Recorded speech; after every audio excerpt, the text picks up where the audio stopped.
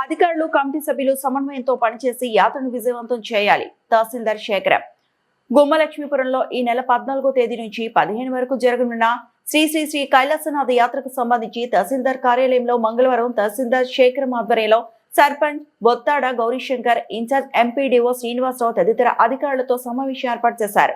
ఈ సందర్భంగా తహసీల్దార్ శేఖర్ మాట్లాడుతూ యాత్రకు వచ్చే భక్తులకు, ప్రజలకు ఎటువంటి ఇబ్బందులు కలగకుండా అధికారులు, కమిటీ సభ్యులు సమన్వయంతో పనిచేసి యాత్రను విజయవంతం చేయాలని సూచించారు. అనంతరం యాత్ర ఏర్పాట్లు పరిశీలించి సిబ్బందికి తగు సూచనలు అందజేశారు.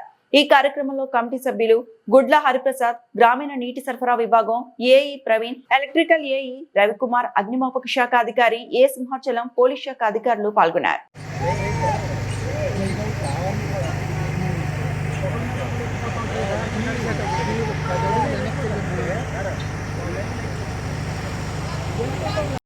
అది ఈలోపు ఏంటంటే ప్రతి ఏటికి మాత్రం ఎక్కడ గొడవ అనేది జరగలేదు, చక్కగా జరిగింది.